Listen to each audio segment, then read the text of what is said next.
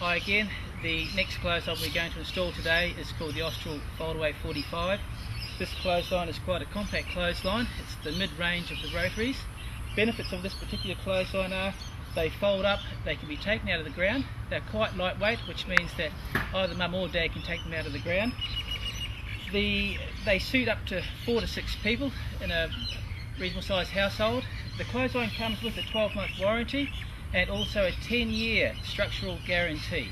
For the rotary clothesline, I find the best way to work out where to put the clothesline is to open out the head pack.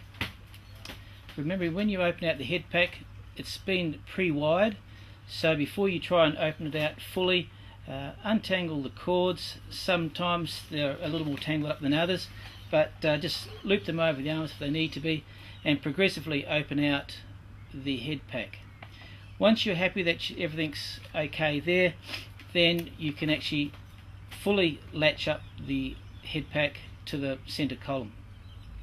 I find the best way to do that is to get both thumbs under 2 arms and the fingers in the top of tube, and with an upward motion, and then using a extra finger there, that spare, to pull the latch down, and that way you'll have the head pack up and clipped in place. I find the best way to check the area to put the clothesline down is to actually get the head pack when it's fully open, put it upside down in the yard, and then you can move it around so that you've got it the best place with the best amount of area around the clothesline.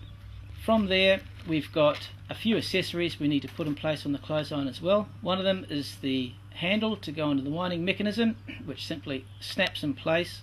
From there, there's a little backing that goes on that as well, which makes it quite a tidy little item. On the head pack, there are 8 little end caps. The larger ones, rectangular ones, go in the end of the arms, and the smaller ones go in the end of the brace arms. From here, we're going to dig a hole.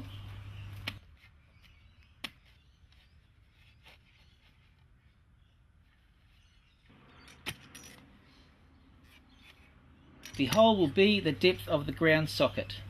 So you've got the ground socket with you, so you can just check the depth of the hole as you go. Remembering the size of the hole, make it a full spade width, as you can see, and that way you can get a reasonable amount of concrete around the ground socket. Once you've got the ground socket depth okay with the hole, it's then time to punch a hole out in the bottom of the ground socket so that the steel pin can be applied. The idea of the steel pin is for the center column, the main column, to be located in the bottom of the ground socket. That way we only have the head of the clothesline turning and not the head and the column of the clothesline turning.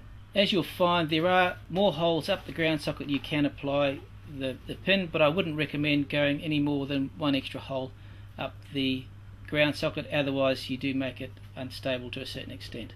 Put the ground socket into the hole, and then we apply some concrete. You can either put the ground socket cap on top to stop the concrete going down the ground socket, or you can put the column in place at that stage. Remembering to add water to the concrete as you're putting it into the hole if it's pre-mixed in a bag, and leveling up the column as you go. I find it's a good idea to leave a few inches space between the top of the concrete and the surface.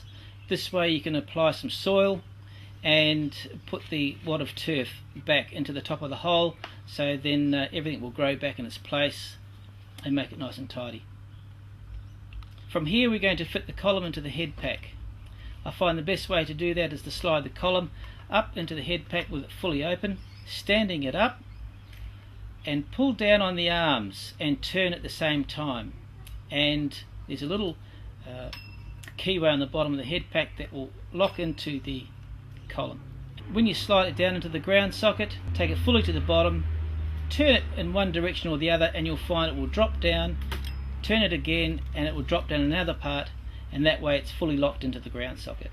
From there, wind the head pack up and down to check that everything is in working condition. When it comes to folding the clothesline down, just do the opposite as to what we did for putting the clothesline up. 2 thumbs up under the arms of the clothesline with an upward motion and flicking the catch off, and then the head pack will fold down. From there, there's a short strap with a loop and a hook on it. Apply that around the head of the clothesline and that will keep the cord nice and tidy for when you lift it out of the ground. Remembering, when you lift it out of the ground, you need to lift, turn and lift again so that you dislocate it from the pin in the bottom of the ground socket. Lay it on the ground or wherever you'd like to from there. Once you've done that, remember to put the lid back onto the ground socket. That way it makes it safe for when you have your entertaining, or if you have your kids playing that game of cricket in the backyard.